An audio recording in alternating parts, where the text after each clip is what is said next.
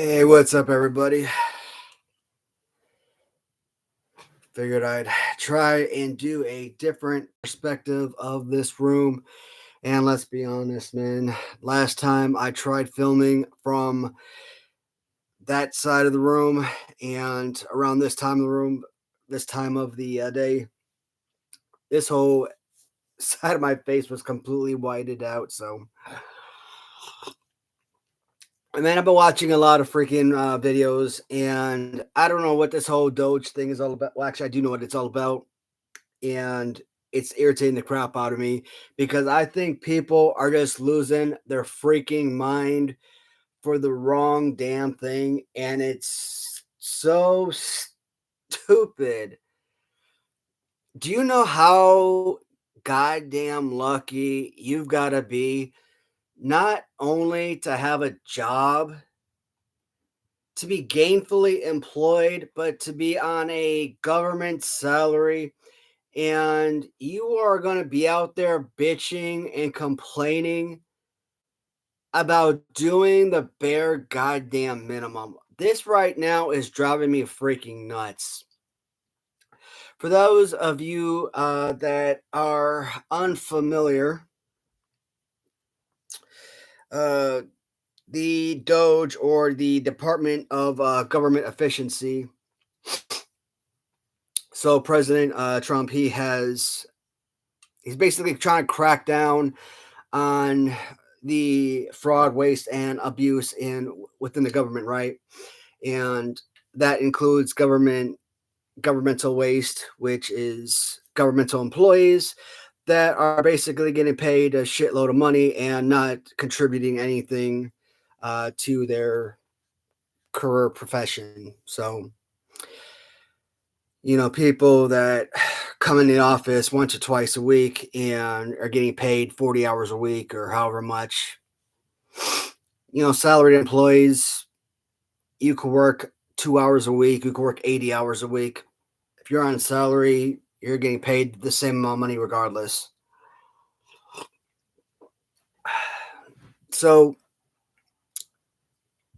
I guess right now, what's happening is a lot of folks are getting an email saying, hey, fill out this form, tell us over last week, what have you been doing in the last week?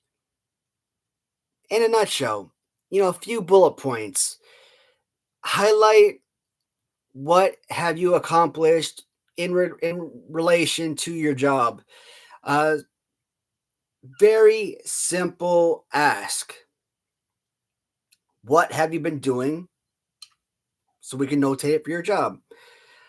If you guys watched Office Space, they had it kind of did the same thing, They had, a couple of guys from what I don't know, I can't remember if it was inside the company or outside the company, come in and basically, hey, we had to downsize. We have to find the best qualified employees who's contributing to the company, and we have to basically, cut the fat. If they weren't adding value to the company, we gotta let them go, type of deal. So, and people are getting pissed off because now they have to basically fill out a form saying what they've been doing. Well, if they've been lazy as fuck, excuse my language, if they've been lazy as hell and they haven't been doing their jobs, sitting around the house, not even logging into their computers, not doing their work, yeah, they haven't done anything. They've got nothing to fill out in those forms. I understand why they're going to be pissed. And now they're, forced resignations, or, it's not going to look good for their career perspectives. Yeah, I understand why they're going to be mad.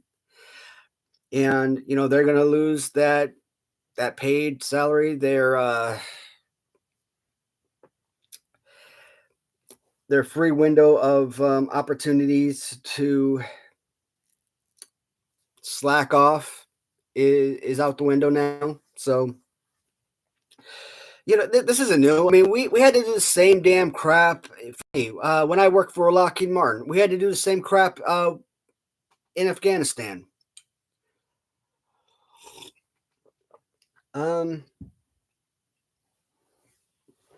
So in Afghanistan,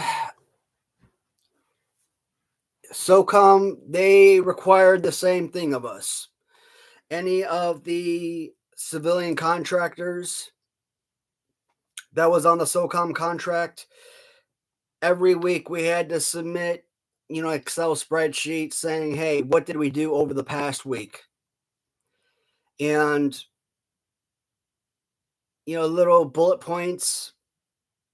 Sometimes you would have to fill out these big, you know, bullet points. Hey, today I did a DRMO turned in 18 lines of property, totaling $450,000 worth of property, or something to that effect, or what have you.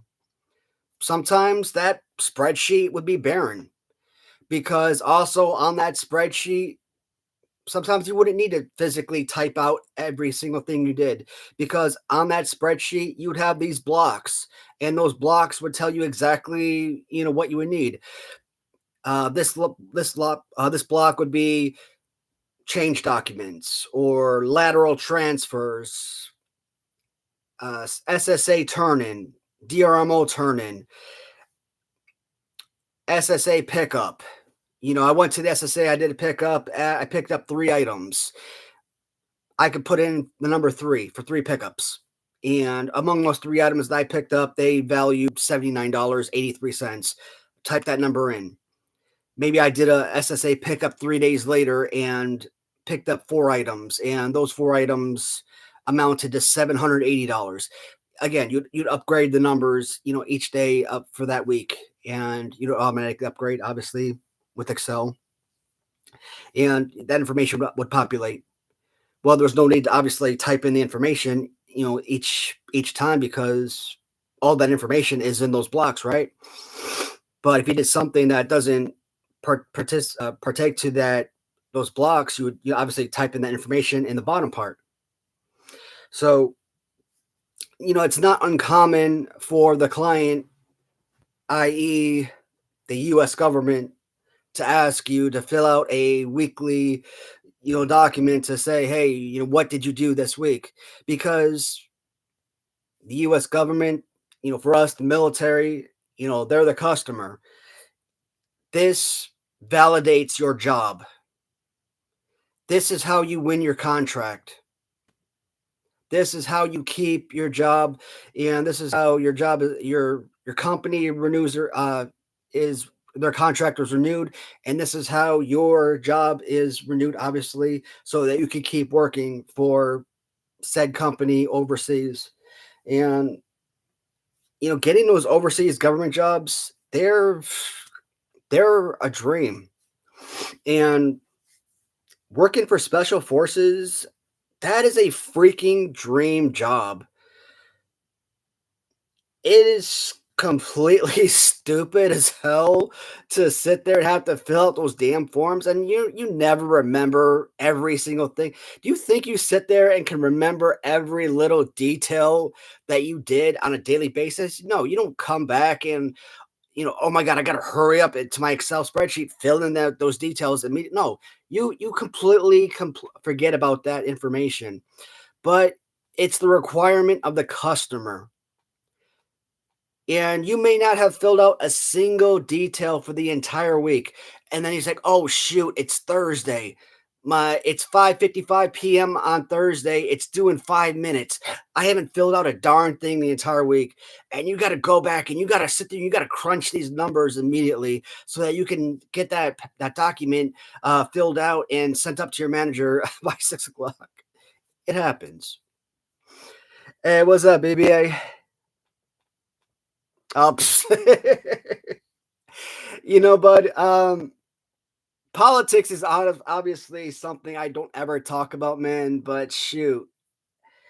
Uh, I've been talking about wanting to do adult content, and shoot, this is something I've got to talk about because I keep seeing it on my YouTube channel, my feeds, and I keep watching this stuff, and this is something that is it actually is something I can actually talk about because it's something that in my work I've actually done before. So it's something that I can actually have firsthand knowledge about. So And I don't really plan on sitting here and talking about this for no hour straight. It might be like a 20, 30 minute video. I don't know. Probably at least this part will probably be 20 minutes. And if anybody comes on and we want to do an hour show together with other viewers, yeah, we'll move on to something else. But it's just this particular topic was something I wanted to kind of jump on and discuss because I've been mentioning it in my live shows. I'm not really feeling doing pre-recorded videos anymore. If I want to make a video, I'd much rather jump on here and do a live show and see who jumps on and have a conversation with folks, as opposed to just do a regular pre-recorded show. Um, so yeah, that's. But yeah, this stupid. When they were like bitching about, oh yeah, man, we gotta fill out a damn a bullet point about what we did on our job. I'm like, that's insane. Oh, but here's another thing about contracting, just kind of uh, as a soft turn. Most of us that go into government contracting, right? A good chunk of, especially those who go into overseas government contracting, right, are prior service, right? Now I know when I was in the army and I looked at government contractors, and I'm like, oh man, this forklift operator is making $90,000 a year, and we soldiers are like, risking our lives, making like 20, 30,000 dollars a year. I'm like, this sucks. That would piss you off. But by time I got into my second deployment and I was looking at what contractors were making, I'm like, you know what, good for them, because you know what, you kind of realize that nobody is forcing contractors overseas and stuff. You know what? They're risking their lives just as much as soldiers are. And at the same time, my mindset was they're off prior military, or most of them are prior military, just like the rest of us. And when we get out of the military, what are we going to do? We're all going to go into government contracting too.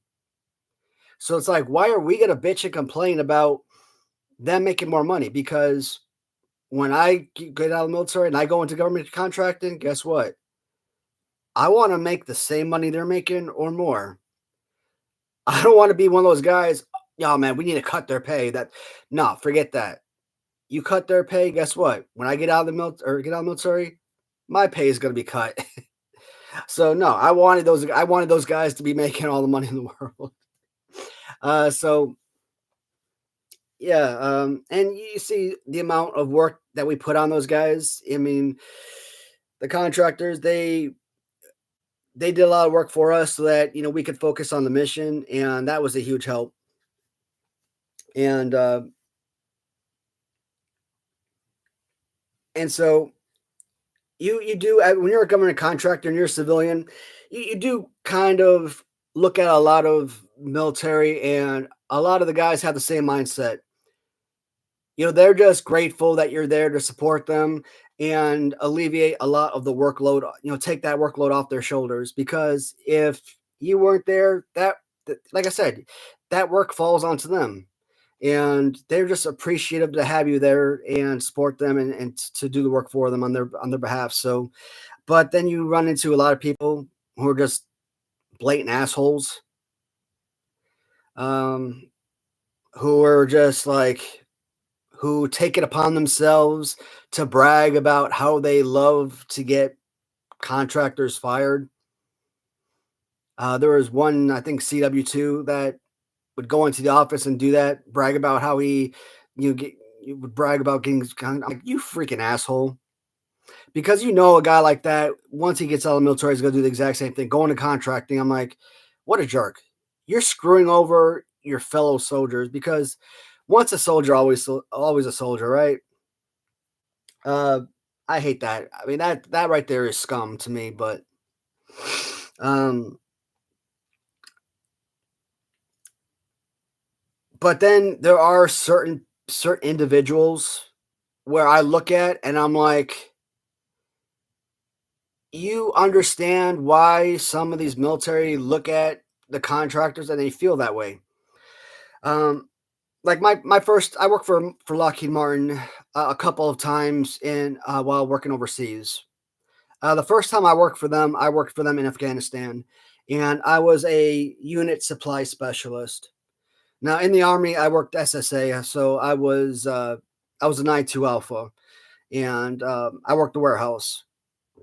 Now, a unit supply specialist is a 9-2 Yankee. Yes, it's still the 9-2 series, but it's a little bit different in the supply field. But it's still supply. Let's just leave it at that. Now, when I was attached to the team directly, so you had a lot of the Lockheed Martin guys who were up in Bagram that were in the brigade level, and they were with the big wigs. They were with the property book officer, who was who oversaw all the different Dodex and stuff, all the different units. And I was embedded with the unit directly, so I was supported just one specific team, which was awesome because when you're down with the team guys, I mean they take care of you. And who was I with the first time? I think I was with first group the first time, and then seventh group replaced them. So I think first group and seventh group kept swapping out with each other. But all the ODAs they kept swapping, and those dudes were freaking awesome. I love working with those guys.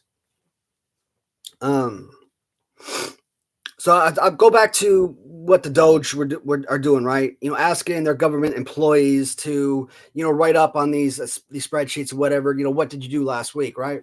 And I talked about earlier in the video in the live stream. You know, write down what you did, and put down the numbers and value wise of what you did. Like if I did a turn in, or if I did a lateral transfer, or if I did a change document, like I did a change document changing this laptop from the DFAC to the S6 shop, moving it from one hand receipt to this hand receipt. And that's all I did. Let's say, for the sake of argument, that is literally all I did that day. One change document, $4,500, the value of the computer, the laptop. Now, let's say there were dozens of those type of change documents, lateral transfers. Let's say I went to the SSA every single day, and I had thousands and tens of thousands of dollars worth of property that I picked up. Now, I am a unit supply specialist. I have one DODAC, one unit that I supply, or that I support. I send my information up to my manager up in Bagram, who has probably a dozen DODACs that he covers. But really, as a brigade, he covers brigade level. I do all the heavy lifting, all the hard work, with all the documentation. At the end of the day, all he really does is do the final processing to do the final transfer at the end. Like I do the beginning transfer, but he does the final transfer that really solidifies the lateral transfer from one unit to the last unit, right? I didn't do a good job explaining that, but hopefully that kind of makes sense a little bit. And he slaps his stamps on it, calls it a day. But I got, like I said, I got as the units play, I got to do the grunt work of it. He will take all of my numbers from my week of work, and he will take all of the numbers from all of the other units that are, maybe assigned to one specific DODEC if they're embedded with the unit, and he will put them all onto his spreadsheet, right? Plus his own personal stuff, and he will overinflate his own personal spreadsheet. So it'll make it look like he does all of the work in the world. And if you actually go up to Bagram and you actually walk into his office, 99% of the time you walk into his office, he's sitting behind his damn desk watching Game of Thrones or something like that. And I don't know, it was 2016, was Game of Thrones on at that time? I don't know, some TV show. Let's say Game of Thrones. I don't know if Game of Thrones was on in 2016. It probably was, but that's what I'm talking about. Or it's 2 o'clock in the afternoon, and he makes a trip to the post off or to the PX, and he's gone for 2.5 hours. That's what I'm talking about. Like for the guys that are uh, brigade level and they're up in Bagram, they don't have the sort of workload that guys that are embedded with the units do. Right now, am I saying that we were swamped 24/7? Absolutely not. Not even close. But when you're like over embellishing your personal work to make it seem like you are like the busiest person in the universe, no. But when the customer, the US Army, when they look at that stuff and it makes it seem like, you're like this top dog when in reality you hardly lifted a finger, that that that pisses guys like me off who worked their asses off. And of course, because I wasn't a 9-2 Yankee. I was a 9-2 Alpha in the Army, so I wasn't part of his clique. So of course, I was always the bad guy that was always talked down to, like I couldn't do the job, even though I probably did the job better than anybody. Mm. But I I don't know. I learned. I freaking learned a lot. Like I said, I mean, Lockheed Martin. I learned a different aspect of the supply field, and I still incorporate a lot because every time I go to a different job, I kind of incorporate what I learned from that particular job into like my livelihood here. Like I turn my garage into like my own personal warehouse type of deal, right? So like when I was with Mantech and we created like uh we created like barcodes on our property. So yeah, you had the nomenclature, it part numbers and everything, but then you had like barcodes where you could actually sit there and scan the stuff. And that was, much later on, but like you could actually create them on the computer. There's like a little like code you could print, you could type in, and somehow when you hit enter, that code would turn the numbers into a barcode. I mean, I've since completely forgot how to do that, but I used to do that with my stuff at home. It was pretty cool actually, but um, like I would incorporate that stuff. So like I would always take stuff I learned in the army and from my jobs, um, incorporate that in my daily life, my daily living life. So that was really nice, and of course later on, it, about a year and a half later, I got hired with Raytheon, and I was able to come home. I've talked about this before. I uh, I actually had no intention on leaving Raytheon at the time or leaving Lockheed Martin. I mean, I kind of, it's like one of those things where you apply to jobs just to kind of see if there's any biters. If someone bites and they want to interview you, yeah, you'll listen, you'll interview just to kind of see what it's all about. But it was Raytheon. I have never heard a bad thing about Raytheon. It was one of those companies I wanted to work for forever. for like a decade. I've been wanting to catch on with that company. They were gonna pay for my relocation from Texas to Kentucky. The money that they were offering was almost as much as what I was making in Afghanistan to be a stateside employee. I was gonna be home with my wife every day, getting off work at 4 o'clock, every other Friday off. I mean, just the the medical and dental insurance. I mean, just everything that they were offering. I'm like, how stupid would I be if I turned this opportunity down? And I went on vacation and I was with my wife and I was getting ready to come back to Afghanistan. I'm like, I gotta think fast, man. This I don't know. Do I go back to Afghanistan? Do I accept this job? I mean, for 3 weeks that was weighing on me. In the end, I feel like I made the right opportunity because I've got this house, and after a year with Raytheon, I mean, me having OCD, I hate bills, and I decided to go back to Afghanistan because I wanted to pay my house off. My house in Texas was already paid off, but like moving to Kentucky, I'm like, nah, this ain't working for me. I didn't have a house payment for like 5 years. And then coming to Kentucky and then having to pay a mortgage again, I'm like, nah, this ain't good. I don't like this. So I decided to go back to Afghanistan and hope and was trying to pay my house off, but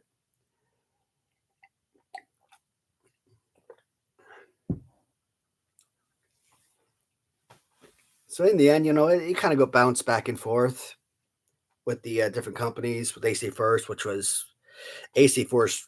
I I don't have anything positive for AC First. I never heard anything positive about AC First. Having worked with them, not for them, but work with them. Whenever you go in and kind of do like turn ins, you got to work with AC First because that's where you got to go do your turn ins, stuff like that with uh with your property and stuff. You hear other people talk, you kind of witness firsthand with the way they operate and stuff. I'm like, but they were hiring, and you got to go where the jobs are, right? And AC First Afghanistan was worst experience of my life, uh, and I knew it was going to be bad from the very beginning. The whole hiring process was terrible. There was just no good takeaways from working with them. Good people, a lot of good people, a lot of bad people. I mean, the friendship, there were like I said, there were good people, good friendships I built there, but the working environment, poor management, some of the absolute worst management wise. I could say, well, you shouldn't really talk poor about your management. What if you ever going to work for them? No, no, no, no, no, no, no, no. Never going to work for AC First again.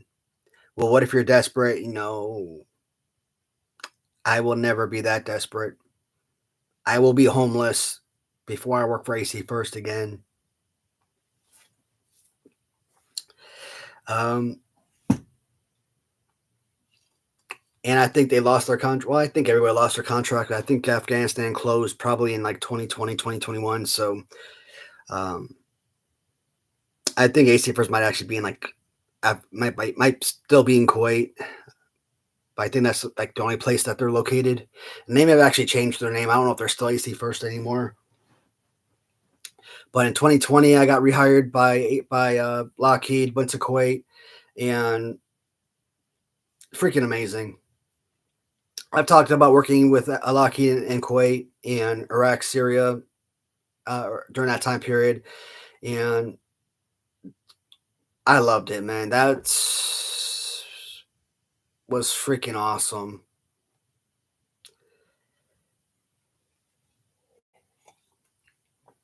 Couple of injuries, sent me home, but Otherwise, I'd probably, 5 years later, I'd probably still be there. It overall, it was just great, awesome experience all around. Great working environment. The people were freaking amazing. The work was enjoyable. Like, I enjoyed what I did. Yes, it was, hard on the body and everything, but it was gratifying. You feel like you want to feel like when you go to work, you're making a difference in the world, right? And yeah, what I did, it was actually making a difference in the world.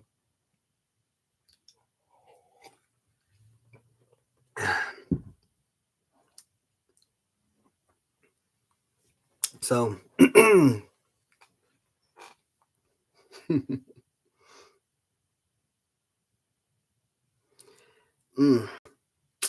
probably gonna lose subs talking about politics. BBA, I hope not, buddy, man. I know we kind of talked on that shortly before, but I hope not. Um, I don't think so, man. I don't mean this really wasn't anything political to the sense that I don't think people would unsubscribe because I talked about filling out a document to say what you did. I mean, that's crazy. But about 30 minutes in, guys, I think it's been a fun video, fun live stream. So unless anybody that's still watching has anything else that you'd like to chat about before I do end the stream. If not, I will say goodbye for now. But shoot, the way that I've been going, I might come back for another live stream or two later on this evening. Who knows? But if not, guys, I'm going to say goodbye. As always, thank you for watching, and I'll talk to you guys later. Take care, everybody.